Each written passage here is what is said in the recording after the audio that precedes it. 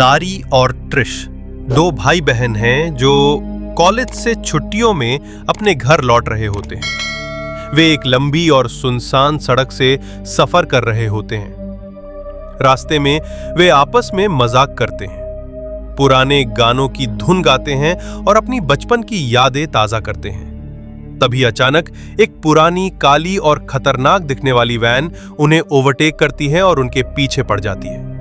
कुछ देर पीछा करने के बाद वो वैन अचानक गायब हो जाती है। लेकिन थोड़ी ही दूरी पर दारी और त्रिश एक पुराने चर्च के पास से गुजरते हैं, जहां वे उसी वैन के ड्राइवर को एक खड्डे में कुछ लाश जैसी चीजें फेंकते हुए देखते हैं। वो आदमी लंबा, काले कपड़ों में और डरावना दिखता है।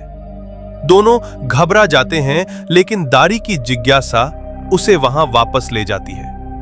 दारी वहां जाकर एक खौफनाक दृश्य देखता है। तहखाने में सैकड़ों लाशें सिल दी गई होती हैं, दीवारों और छतों पर चिपकी हुई।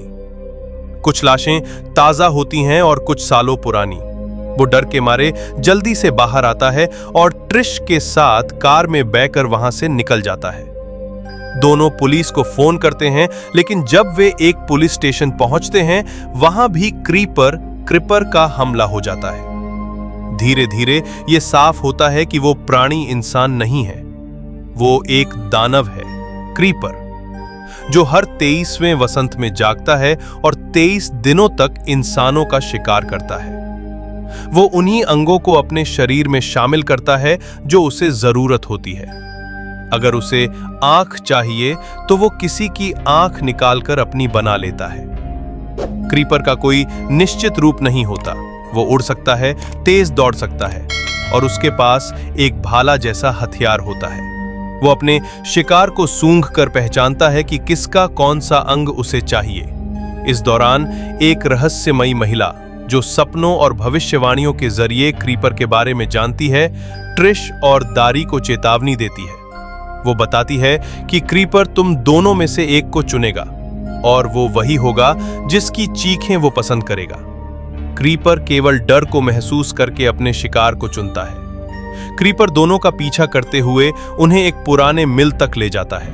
वहां एक जबरदस्त टकराव होता है। ट्रिश अपने भाई को बचाने के लिए जान की बाजी लगा देती है, लेकिन अंत में क्रीपर दारी को उठाकर ले जाता है क्योंकि उसे उसकी आंखें चाहिए होती हैं।